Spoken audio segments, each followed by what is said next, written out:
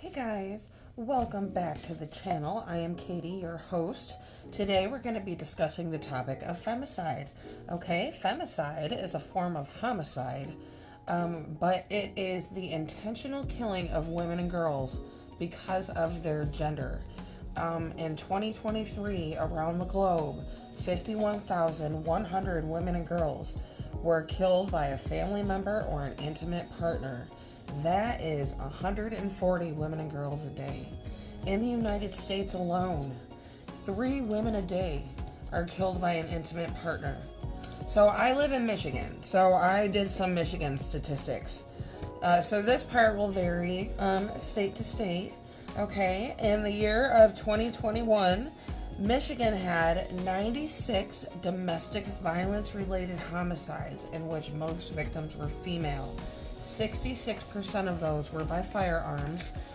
And it's important to note that African American women are 9 times more likely to be killed by a firearm than a white woman. So while femicide remains to be a significant issue in the United States, there's no specific law for this hate crime. It gets grouped together with homicide and manslaughter. So what causes this? What causes this epidemic? The first thing would be misogyny. And we're going to talk about the different systems and units of misogyny and where they apply to life. So misogyny is the belief that women are inferior to men. So men may hold resentments towards women, exhibit biases, or hold a general disapproval of women. So in the family, let's start with misogyny in the family. Okay, expectations of chores between sons and daughters might not be the same. For example, boys may be praised for their housework, but for the girl, it's just expected. I'm thinking back to when I was younger, and I don't think it was necessarily like that. It kind of felt that way at the time. I felt like I was being oppressed by having to do dishes and stuff like that. But the more I got to thinking about it, my brother kind of got stuck doing things I didn't want to do, outside. So, I do think that our chores were divided up between gender norms, for sure. Body shaming. Okay, this is very prevalent in families. So I grew up in the 80s and the 90s. Both decades were incredibly fat phobic. I mean, fat phobia goes way back, 100 years or more. But it was really bad in the 90s. It's really, and I've done videos on that. Oh my goodness, being shamed about menstruation, being silenced about your period, told it's a secret. I come from a different time. Back in my day, at least where I'm from, we didn't talk about those things. We were told to keep it a secret. It was men can't handle it or something. That's not true. I think that's old school. That's back in the olden days, people kind of thought that way, and I'm more open with my kids about stuff like that. If they ask me a question, then I answer it. But back then, it reminds me of King of the Hill. Okay, so here's another one. More freedom for boys to roam. So it made me think of this time that my brother got to walk the railroad tracks to the next town over, and I wanted to do it, and I wasn't allowed to because I was a girl. So, I mean, I don't really think that it was a huge thing, but I don't know. I guess your parents just have to use discretion. Okay, so let's talk about the workplace. Unequal pay. That unequal pay is like for real. Like, men and women can do the same job, and sometimes the man will get paid more. Okay, so talking over women, this is huge. It happens so much more often than you'd think it would, where you're talking and a man just like talks over you. That's misogyny. I don't think that they even do it intentionally all the time. So leadership roles are disproportionately given to men. And sexual harassment. Ladies, have you ever been sexually harassed in the workplace? It sucks. It's really not fun. Okay. So let's talk about society. Objectifying women about their weight, age, appearance.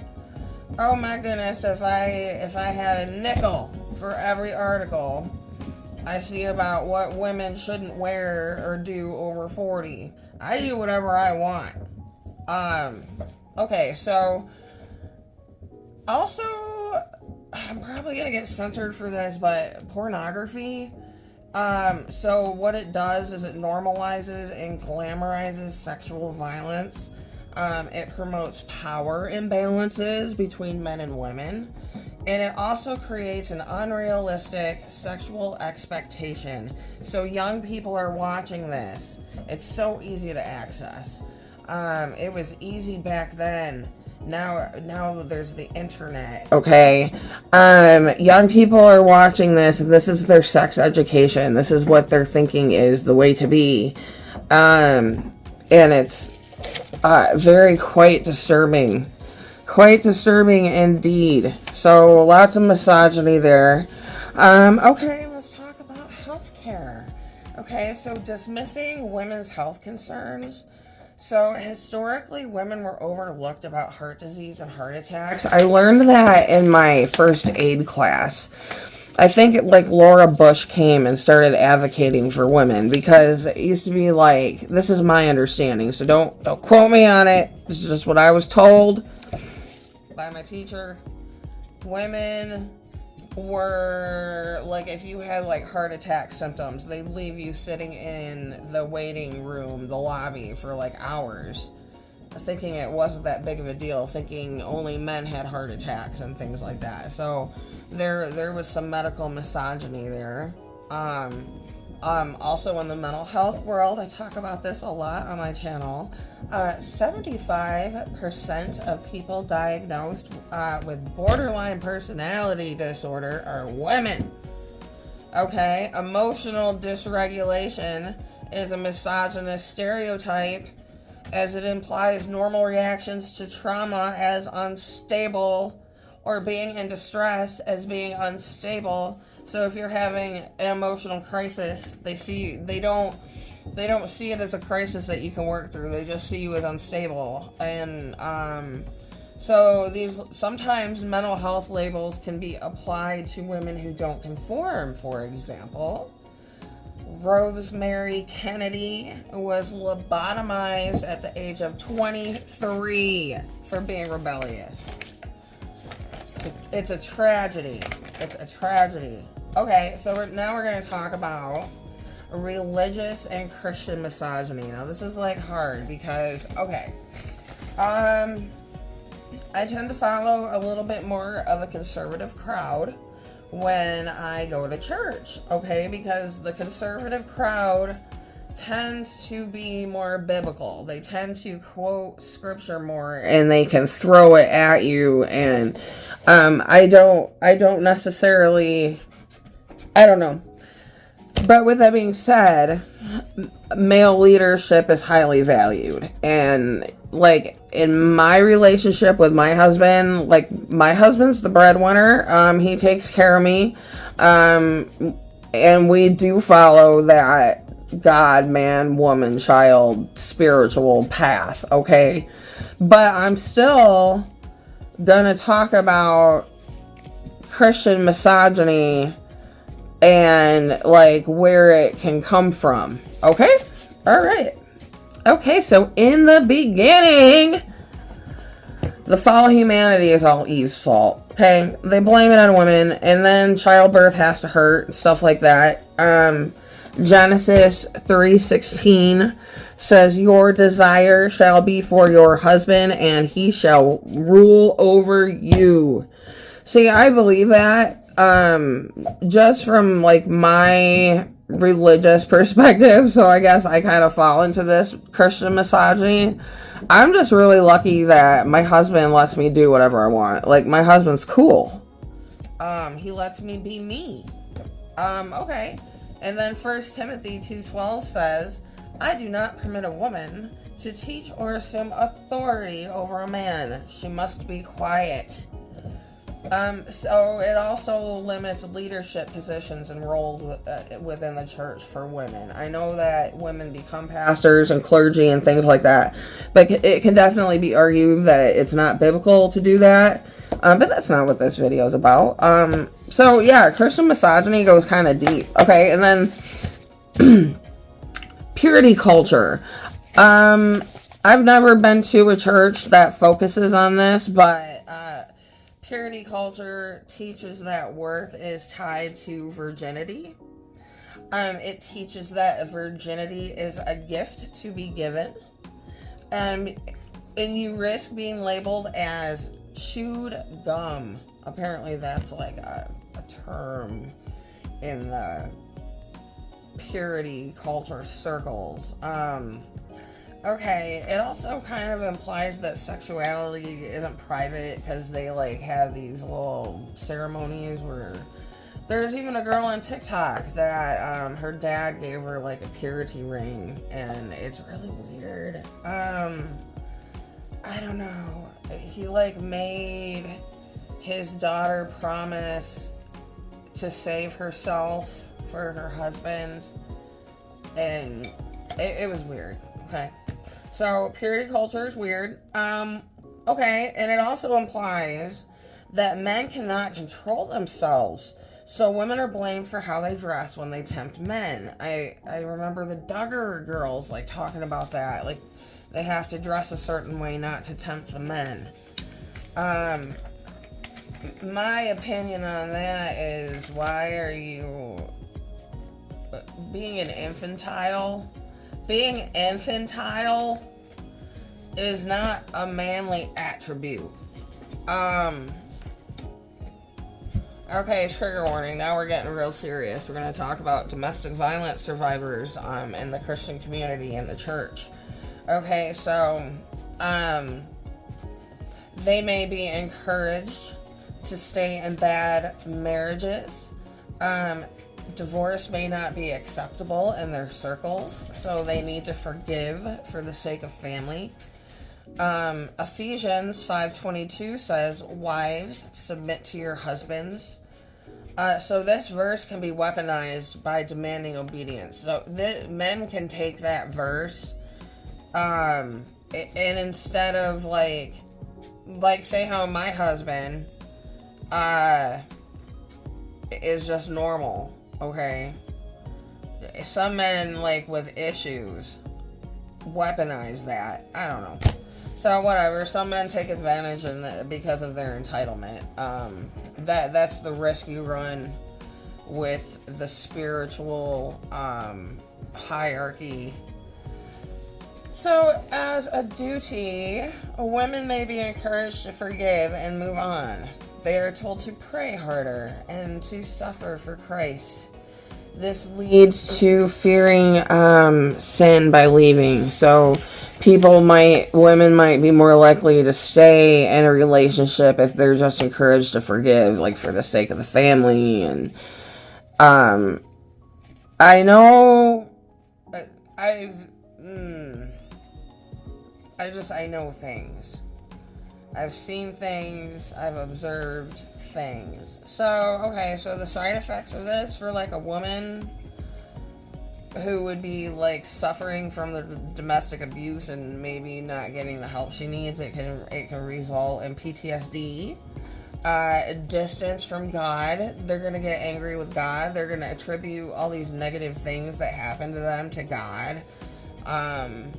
instead of bad, like maybe misinformed leaders. So it also can cause religious trauma. It also encourages the cycle of abuse. So another thing I want to touch on, besides misogyny, but it's related, is femophobia. So this can happen to all genders. It can happen to men who are effeminate. Okay, so it's all genders who exhibit feminine traits. It's the hatred, fear, or ridicule of femininity. And it's so interesting because it happened to me recently. Somebody in the LGBTQ community attacked me for being a homemaker. And I was like, I don't know, being a homemaker. So this person basically implied that feminine bad, okay? So shaming makeup, fashion, homemaking, childcare, things like that. But effeminate males are also at risk of violence if they exhibit feminine traits. And I don't have any statistics or anything like that, but I was reading that, like, the more effeminate, like, a man is, the more at risk he is at being abused. So that's really interesting, and it's something I would like to look into a lot more, because I'm really interested in like the trans thing, like the topic and the people and stuff. Everybody's welcome on my channel, of course. Okay, so I wanted to touch on Sojourner Truth. And real quick, okay, so I grew up in a town called Augusta, Michigan, and I went to the United Methodist Church, and there was something in the basement that was signed by Sojourner Truth. And she, like, spoke there one time, but way back in the olden days of, like, the 1800s. And she died in Battle Creek, Michigan. So, Sojourner Truth was an escaped slave, an African-American abolitionist and women's rights activist from the 1800s. She's a really super interesting woman.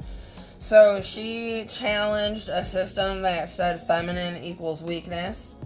She was akin to chopping wood and doing physical labor, but she also embraced her feminine side. And she compared feminine attributes and perks, such as getting help into a carriage or having a door held open. So she compared this between white women and black women, because black women were viewed as inferior and less feminine. They were kind of expected to do these things for themselves, like while white women were catered to, so they were like courted and things like that. And so this was like racial femophobia. And if you want to get into that more, she has a speech called "Ain't I a Woman?" Okay, so that's as far as I got. Lots of information there. I'll put some links down in the description. I hope you found this video to be informative, and just be mindful out there, guys, that we're all in this together and we gotta look out for each other. Okay? See you next time. Bye.